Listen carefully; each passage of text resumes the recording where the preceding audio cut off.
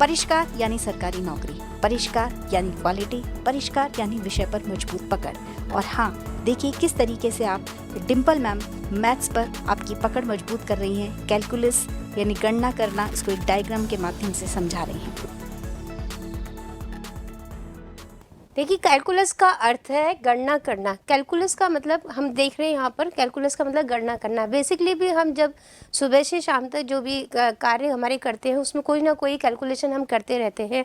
जैसे टाइमिंग को लेके करें या फिर हम घर से ऑफिस तक जा रहे हैं, उसमें हम अपना टाइम मैनेज करके चलते हैं कि हमें कितने टाइम में क्या चीज़ करके चलनी है फ्रेंड्स। और यहाँ पर हमारे पास में कुछ आकृति दिख रही हैं जो आपको देख रहे हैं कि वो अलग अलग आकृति को लिए हुए हैं। यहाँ पे कुछ सामान है हमारे पास में। जैसे पहली आकृति अगर आप देखें तो वो है अलमीरा। दूसरी आकृति में आपको एक बॉल दिखाई गई है जो कि घूम रही है। तीसरी आकृति में आप एक पासा देख रहे हैं। तो ये जो तीनों आकृति वो अपनी अलग अलग एक शेप को लिए हुए हैं और इनसे हम क्या गणना कर सकते हैं फ्रेंड्स। जब अलमीरा की बात करते हैं तो इसमें देखते हैं कि इसकी एक लंबाई और चौड़ाई आपको यहाँ पर दी हुई है। इसकी लंबाई और चौड़ाई से हम इसका क्षेत्रफल ज्ञात कर सकते हैं कि इसकी कितनी सतह है। उन सतहों का जो लंबाई चौड़ाई है उसका योगफल ज्ञात करके हम उसका क्षेत्रफल ज्ञात कर सकते हैं। साथ ही अगर हम इसका आयतन ज्ञात करना चाहिए, यानी कि इस अलमीरा के अंदर अगर हम कोई कपड़े रखना चाहते हैं तो उसमें कितने स्पेस के अंदर हम कपड़ों को रख सकते हैं इस अलमीरा में। तो अलमीरा के अंदर जो स्पेस है स्टूडेंट, वो कहलाता है उसका वॉल्यूम। यानी कि ये जो अलमीरा की शेप है वो एक घनाभ की आकृति ली हुई है और उस घनाभ की आकृति में उसका आयतन निकाल सकते हैं। और साथ ही अगर हमें इस अलमीरा का कवर करना है, इसको ढकना है, उसको ढकने के लिए जो हम कवर बनाते हैं उसकी लंबाई चौड़ाई को भी हम यहाँ से मेजर करके उसका पृष्ठीय क्षेत्रफल निकाल सकते हैं फ्रेंड्स। दूसरी आकृति हम गोलाकार आकृति देख रहे हैं, बॉल आपके पास में दी हुई है। उस गोले का पृष्ठीय क्षेत्रफल भी हम यहाँ पर निकाल सकते हैं और इसका आयतन ज्ञात कर सकते हैं। तीसरी आकृति में आपको एक पासा दिखाया गया फ्रेंड्स। इस पासे को देख के हम देख पा रहे हैं कि ये इसकी लंबाई और चौड़ाई कैसी है, समान आपको दिख रही है। यहाँ पे इसकी लंबाई और चौड़ाई एक समान है। तो ऐसी आकृति इसकी लंबाई चौड़ाई समान होती है, उसका भी हम, जो कि एक घनाकार आकृति आपको यहाँ पे दिख रही है, उस घन से हम उसका क्षेत्रफल और आयतन निकाल सकते हैं। अगला आप देख पा रहे हैं एक संदूक आपको यहाँ पे दिख रहा है। इस संदूक की भी आप यहाँ पर देख रहे हैं, ये लंबाई है और ये इसकी ऊंचाई भी दे रखी है और इसकी चौड़ाई भी है। तो जहाँ लंबाई, चौड़ाई और ऊंचाई तीन बीमाएँ आपको दी हुई होती है, वहाँ से आप गणना कर सकते हैं, इसका आयतन निकाल सकते हो, पृष्ठीय क्षेत्रफल ज्ञात कर सकते हैं। पृष्ठीय क्षेत्रफल क्या होता है फ्रेंड्स? जितने भी पृष्ठ आपको दिए हुए हैं उसकी लंबाइयों का योग क्या कहलाता है, उसका क्षेत्रफल कहलाता है। साथ ही इसमें अंदर जितना स्पेस, जितनी वस्तुएं इसके अंदर भरी जा सकती हैं वो स्पेस क्या कहलाता है, ये वस्तुएं जितना स्थान घेरती हैं वो उसका आयतन कहलाता है। यानी इस बॉक्स के अंदर हम कितनी चीज़ें अंदर ला सकते हैं वो इसका आयतन कहलाएगा फ्रेंड्स। अगली आकृति आप देख रहे हैं, यहाँ पर आपको एक कौन दिया हुआ है, शंकु के रूप में आपको आकृति दी हुई है जिसका निचला सिरा एक सर्कुलर फॉर्म में वृत्तीय आकृति में दिया हुआ है। इस वृत्तीय आकृति में आप यहाँ पे देख पा रहे हैं कि आइसक्रीम की जो आकृति है वो कैसी है, शंकु की आकृति है जिसमें एक सिरा वृत्ताकार है।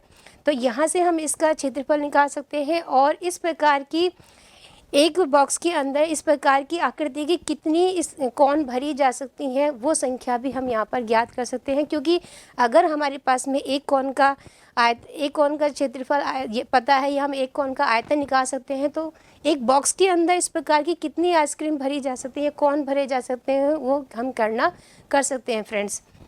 यहाँ पर आपको इसको हम इसकी लंबाई, इसकी हाइट कहते हैं h, ये इसकी स्लाइड हाइट होती है, तिर्यक ऊंचाई, और यहाँ इसकी ये रेडियस होती है, त्रिज्या।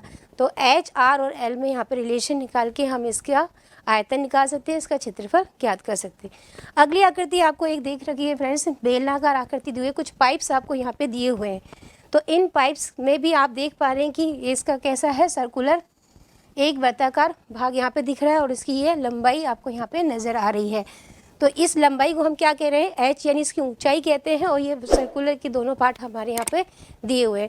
तो ये बेलनाकार आकृति है फ्रेंड्स। तो बेलन का आयतन हम यहाँ पर इससे निकाल सकते हैं और कितने इस प्रकार के पाइप हमें यूज़ करने होंगे वो भी हम इसमें कैलकुलेट कर सकते हैं। तो आप देख पा रहे हैं फ्रेंड्स कि ये दैनिक जीवन में काम आने वाली वस्तुएं हैं और इनमें हम रेगुलर इसकी गणना करते रहते हैं। जो भी फर्नीचर वाला होता है या फिर कोई आइसक्रीम बेचने वाला होता है तो वो देखता है कि उसके पास में जो बॉक्स है उसमें वो कितनी आइसक्रीम भर सकता है, या हम कह सकते हैं कि एक चौक का डिब्बा है तो उस चौक के डिब्बे में कितनी सारी चौक भरी जा सकती है, वो उसका वॉल्यूम है। तो हम दैनिक जीवन में बहुत सारे ऐसे एग्जाम्पल देखते हैं जहाँ पर हमें गणना करने की आवश्यकता होती है, और इस प्रकार की गणना में हम दो चीज़ें सीख रहे हैं फ्रेंड्स। एक तो पृष्ठीय क्षेत्रफल ज्ञात करना और उस आकृति का आयतन ज्ञात करना। बैंक, पीओ, आईबीपीएस में जॉब्स की लाइन लगाने वाला परिष्कार, कॉमर्स को आसान बनाने वाला परिष्कार, कॉमर्स के लिए सिर्फ एक ही नाम परिष्कार। आप देख सकते हैं कि किस तरीके से बिजनेस एडमिनिस्ट्रेशन जैसे विषय को भी डॉक्टर गिरिराज शर्मा बहुत ही आसानी के साथ समझा रहे हैं कंपनी लॉ को। कंपनी की बात करते हैं। कंपनी लैटिन भाषा के दो शब्दों कॉम और पनीज यानी साथ बैठकर खाना खाना, ये होता है साथ में, ये होता है कोई भी भोजन की व्यवस्था जो होती है। आजकल भी ऐसा ही होता है कि साथ बैठकर खाना खाते हैं, कंपनी के बेसिक रूल यही होते हैं। तो वहाँ से शुरू होता है और व्यक्तियों का समूह कहलाता है। ये देखिए व्यक्तियों के समूह साथ बैठकर खाना खाना, तो शुरुआत वहाँ से हुई थी कंपनी की। लेकिन वास्तविक फॉर्मेट जो आजकल बनता है यानी व्यावसायिक स्वरूप में कंपनी जो बनती है उसको हम एसोसिएशन ऑफ पर्सन्स कहते हैं। और एसोसिएशन ऑफ पर्सन्स यानी पर्सन में कौन कौन शामिल है इसकी बात हम करते हैं। पर्सन में, व्यक्ति में दो तरह के पर्सन होते हैं, एक प्राकृतिक व्यक्ति और दूसरे होते हैं कृत्रिम व्यक्ति यानी आर्टिफिशियल पर्सन। प्राकृतिक व्यक्ति कौन होते हैं? प्राकृतिक व्यक्ति वो होते हैं जिनका जन्म प्राकृतिक तरीके से होता है, यानी आप जैसे कह सकते हैं कि प्रकृति ने जो व्यवस्था बना रखी है उस तरीके से उनका जन्म होता है और उसी व्यवस्था के अनुरूप उनकी मृत्यु होती है, उनका जीवन समाप्त होता है। जैसे जीवन आपका शुरू हुआ, जैसे जीवन मेरा शुरू हुआ, हम प्राकृतिक व्यक्ति हैं। तो हम एक कंपनी का गठन कर सकते हैं, ये समूह बनकर कंपनी गठन कर सकता है। दूसरा होता है कृत्रिम व्यक्ति। कृत्रिम व्यक्ति, आप सीधा समझिए इस बात को, कृत्रिम व्यक्ति कौन होगा? कृत्रिम व्यक्ति होगा जो प्राकृतिक व्यक्ति नहीं है, यानी जिसका जन्म प्रकृति के तरीके से, प्रकृति की व्यवस्थाओं के अनुसार नहीं हुआ है, वो कृत्रिम व्यक्ति होता है। फिर इसका जन्म कैसे होता है? इसका जन्म होता है कानून के द्वारा। ये जो आप देख रहे हैं ये बता रहा है, आपको प्रकट कर रहा है कि कानून के द्वारा व्यक्ति का जन्म होता है और कानून के द्वारा ही इसकी मृत्यु संभव है। यानी भगवान ने इसको पैदा नहीं किया, इसलिए भगवान इसको मारेंगे भी नहीं किसी कृत्रिम व्यक्ति को। और कंपनी एक कृत्रिम व्यक्ति होती है, यानी कंपनी कभी भी मरती नहीं है। भगवान के प्रकोप से भी या बाढ़ से भी या भूकंप से भी किसी भी तरीके से नहीं मरेगी। ये व्यक्तियों का एक समूह होता है। लेकिन कंपनियों में जब व्यक्तियों का समूह बनने के लिए कृत्रिम और प्राकृतिक व्यक्ति एक साथ मिलकर इसको बना सकते हैं, और जब इसको एक साथ मिलकर बनाएंगे तो फिर एक कंपनी अधिनियम 2013 की जो परिभाषा है वो इस पर लागू हो जाएगी जब ये वास्तविक स्वरूप में आएगी। कंपनी अधिनियम 2013 कहता है कि कोई भी कंपनी कंपनी तब कहलाती है जब वो इस अधिनियम में यानी कंपनी अधिनियम 2013 में या इससे पहले के किसी भी चलने वाले कंपनी अधिनियम के अंतर्गत पंजीकृत हो, समामेलित हो या रजिस्टर्ड हो। क्यों लगती है परिष्कार में एडमिशन के लिए लंबी लाइन? वजह है एक, सिर्फ यहाँ की क्लासेस।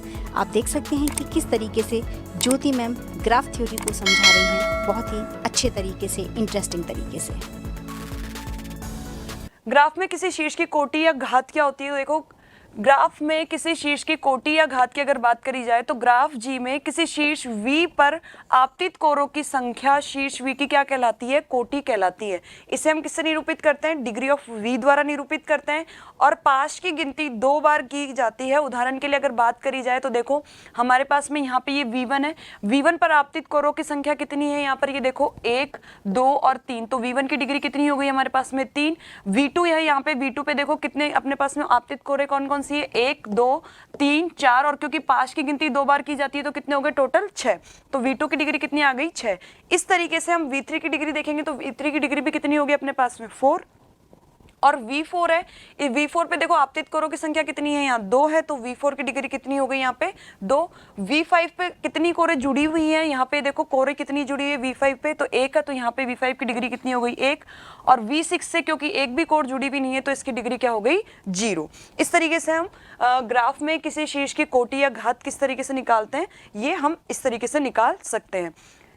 फ्रेंड्स, ये थी परिष्कार की क्वालिटी की एक छोटी सी झलक। बीएससी, बीए, बीकॉम, बीसीए और साथ ही कंपटीशन की तैयारी के लिए परिष्कार कॉलेज ऑफ ग्लोबल एक्सीलेंस यानी हिंदी मीडियम और परिष्कार इंटरनेशनल कॉलेज यानी इंग्लिश मीडियम के वेल क्वालिफाइड सब्जेक्ट्स एक्सपर्ट्स के द्वारा ये क्वालिटी लेक्चर्स तैयार किए गए हैं। और इस क्वालिटी को लेकर परिष्कार के बहुत सारे विद्यार्थियों ने, लाखों विद्यार्थियों और हजारों कॉलेजेस में मेरिट में अपना स्थान बनाया है। आप भी उस मेरिट में आ सकते हैं और हाँ, गवर्नमेंट जॉब लेकर अपने करियर को ऊंची उड़ान दे सकते हैं। तो दोस्तों, आज ही परिष्कार के दोनों चैनल परिष्कार वर्ल्ड और परिष्कार कॉलेज को सब्सक्राइब कीजिए और हाँ बेल आइकन पर ज़रूर क्लिक कीजिए जिससे सभी नोटिफिकेशंस आपको मिलते रहें। फ्रेंड्स, हमारे यूट्यूब चैनल पर सब्जेक्ट्स के मॉडल लेक्चर से आपको क्वालिटी का अंदाज़ा खुद ही हो जाएगा और इस क्वालिटी को लेकर के आप IAS, RAS, junior accountant, SSC, railway, bank, पटवार आदि में यदि नौकरी पक्की करना चाहते हैं तो हमारे ऐप परिष्कार वर्ल्ड को आज ही डाउनलोड करिए और हमारे ऐप में अवेलेबल सभी कोर्सेज़ को लेकर अपनी सही दिशा तय कीजिए।